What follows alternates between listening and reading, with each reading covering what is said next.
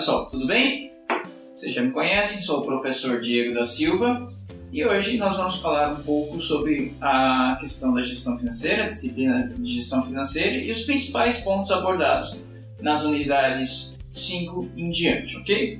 Então, a primeira unidade que trabalha, a quinta unidade no caso, ela trabalha com o Sistema Financeiro Nacional. O que seria o Sistema Financeiro Nacional? É como que os órgãos e os conselhos, enfim, funcionam.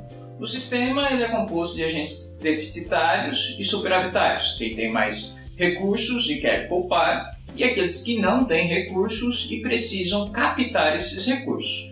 Para regular esse mercado, a gente tem esse sistema, que ele é composto por órgãos normativos, órgãos supervisores e órgãos operadores. Dentro dos órgãos normativos, nós temos os conselhos: Conselho Monetário Nacional, Conselho Nacional de Seguros Privados e o Conselho Nacional de Previdência Complementar. Já os órgãos supervisores seriam o Banco Central, a CVM, Comissão de Valores Imobiliários, a SUSEP, Superintendência de Seguros Privados, e a Superintendência Nacional de Previdência Complementar, como vocês podem ver nessa ilustração. E ainda temos os órgãos operadores, que são os bancos e as caixas econômicas, as administradoras de consórcio, a Bolsa de Valores e as seguradoras. Então, o nosso sistema ele é regulado desta maneira. E dentro do nosso material a gente tem uma descrição das atividades de cada um deles, então é importante a gente dar uma reforçada nesse estudo, tá? E com isso a gente consegue identificar o papel de cada uma dessas atividades, papel de cada uma dessas instituições dentro do nosso sistema financeiro nacional. Lembrando que, basicamente, a gente tem contato com os bancos, com os operadores, né? E os conselhos monetários criam as regras e os órgãos supervisores, eles verificam se o que foi definido pelos conselhos monetários está sendo aplicado e a atuação desses órgãos operadores se ela está sendo condizente com aquilo que foi proposto e dentro das normas que já foram explicitadas pelos órgãos supervisores e pelos órgãos normativos, no caso, ok? Então, dentro do mercado financeiro, a unidade 5 ela dá essa exploração. Já na unidade 6, a gente começa a trabalhar um pouco com alguns conceitos que vêm lá da contabilidade de custos para identificar o valor da empresa. Então, o primeiro conceito que a gente trabalha ali seriam os conceitos de gastos, investimentos, custos, despesas e perdas, tá? Então, gastos, eu gosto de dizer que é o ato o sacrifício para a obtenção de um bem ou serviço, tá? Então, gasto seria o ato de comprar, o ato de adquirir qualquer coisa. Quando você transfere a propriedade para a sua empresa. Então, o gasto ele pode ser ainda um custo, que é quando está ligado com a produção de um bem ou a prestação de serviço, a atividade final da empresa. Então, tem esse custo. Tem uma despesa que seria para movimentar a empresa e não produção do bem. Então, geralmente a despesa está ligada com a parte administrativa da empresa, a parte comercial, a parte de vendas. Então, a parte de marketing. Então a gente tem essa separação de custo para a atividade final, despesa para as atividades de apoio, atividade de suporte. Investimento é tudo aquilo que você adquire para um benefício futuro. Então, se você vai estocar algo, isso é um investimento. Ao momento que você tira isso do estoque, por exemplo, a matéria-prima, quando você compra a matéria-prima, ela é um investimento, mas se você começou a consumir essa matéria-prima, tirou do almoxarifado, colocou na produção, daí sim ela é um custo, ok? E perda, ela tem a condição de ser anormal e involuntária. Uma enchente, um incêndio, material extraviado, desde que seja de maneira anormal ou involuntária, em decorrência de qualquer coisa que você não tem controle, né? Diferentemente do material extraviado dentro da produção, que seria um custo, né? Mas quando tem a questão de ser anormal e involuntária, ela acaba sendo uma perda, perfeito? E o desembolso seria efetivamente o pagamento desse gasto, né? O pagamento dessas despesas. Ele pode ser antecipado adiantamento a fornecedores, pode ser à vista, que seria no ato, e pode ser pós-antecipado, que seria os pagamentos a prazos, perfeito? Então temos o gasto, que esse pode ser classificado como custo, investimento, perda ou despesa, e ainda temos o desembolso, que é efetivamente a transferência de recursos para o terceiro, ok? Então, dito isso, a gente ainda tem os custos e despesas fixas e variáveis. Fixas e variáveis. Vamos lá, os custos fixos, eles são aqueles, custos e despesas fixas, são aqueles que dentro de uma proporcionalidade, dentro de uma variabilidade de produção, aumentou o volume de produção, o meu custo ou minha despesa fixa, ele não se altera na mesma proporção. Ele pode ter uma variação pequena, uma variação ou outra, pode, mas ele não tem uma relação direta com a produção ou venda dos itens, o volume de atividade da empresa. Por exemplo, aluguel, supervisores da fábrica, despesas com marketing, são custos e despesas que são fixos porque eles não estão diretamente ligados com a atividade da empresa. Já os custos variáveis, custos e despesas variáveis, são aqueles gastos efetivamente incorridos para a produção ou venda do bem. Então, quanto maior a produção ou maior a venda, maior vai ser esse gasto, ok? Então, os gastos variáveis, eles variam na mesma proporção ou muito próximo dessa proporção da variabilidade da atividade da empresa, enquanto que os custos fixos eles permanecem dentro de uma certa constância independente do volume de atividade da empresa. Com esses conceitos de fixo e variável bem definidos, a gente chega à margem de contribuição. A margem de contribuição o que é? É o que efetivamente sobra da venda de um produto para pagamento dos custos e despesas fixas. Então o que acontece? Eu pego o meu preço de venda ou minha receita, né? E tiro dela todos os meus custos e despesas variáveis. Receita bruta ou receita líquida, tanto faz, menos os custos e despesas variáveis, eu vou ter então a minha margem de contribuição, ok? Margem de contribuição é o que efetivamente sobra para pagar os custos e despesas fixas, que daí sim vem meu lucro operacional. Então, com esse lucro operacional definido, a gente sabendo que é a margem de contribuição, a gente chega no tal de grau de alavancagem. O quanto que, variando a minha receita, varia o meu lucro.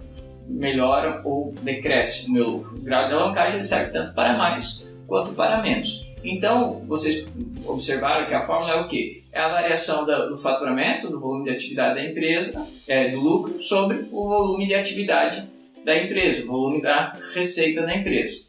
Então eu vou pegar, faço uma simulação, porque os custos fixos eles permanecem constantes e só os variáveis é que vão alterar nessa situação de um aumento de venda, certo? Então eu vou pegar lá o quanto que variou o meu lucro nessa situação, simulo com 10%, por exemplo. Aumentou minha despesa em 10%. Se a minha receita em 10%. Se eu aumentar minha receita em 10%, quanto que vai aumentar meu lucro? Aumentou 20% o meu lucro.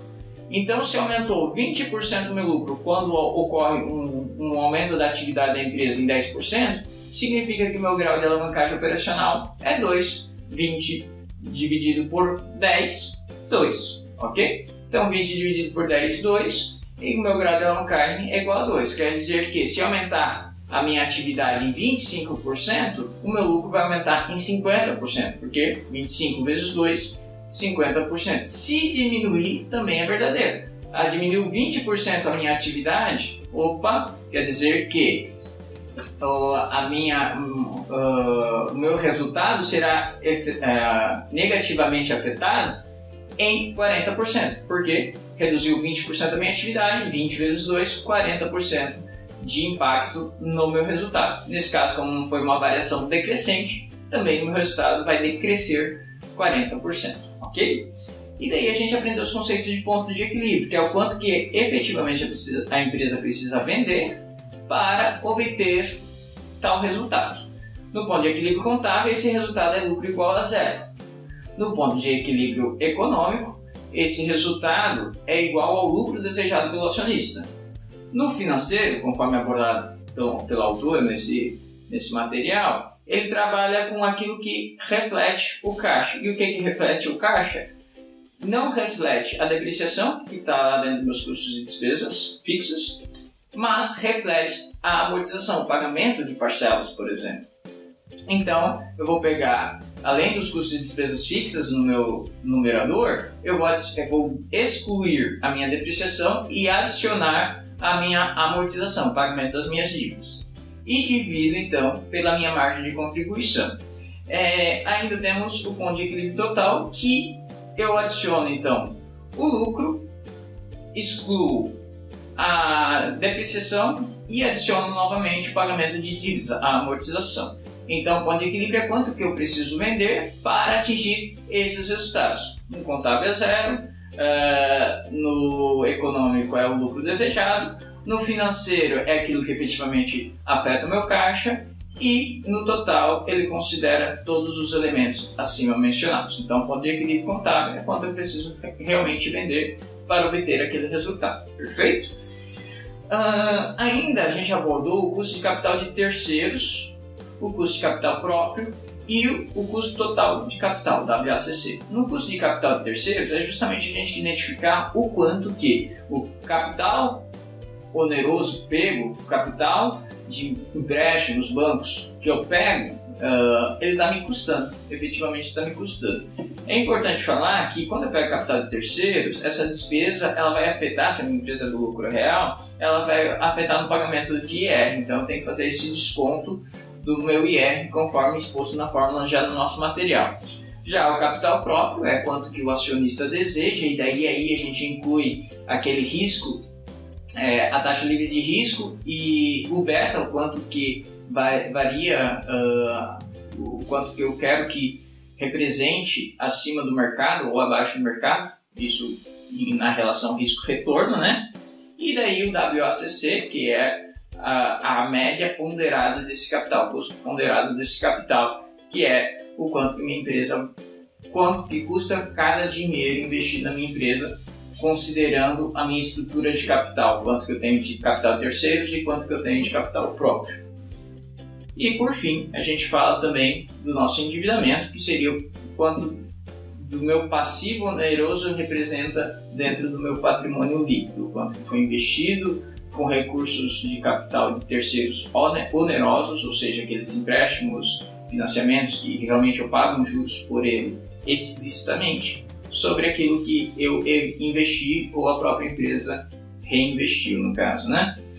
Daí a gente ainda falou dos tributos, os vários tipos de tributos que nós temos. Aqui a gente tem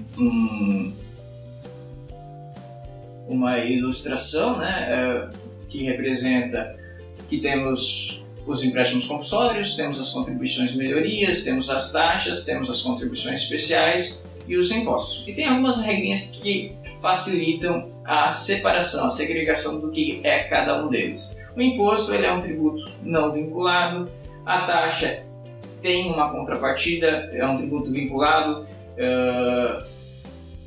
a contribuição de melhoria, uma obra pública ou valorização imobiliária, empréstimo compulsório é competência privativa da União, instituída por lei complementar, e as contribuições especiais têm uma finalidade constitucional a ser implementada.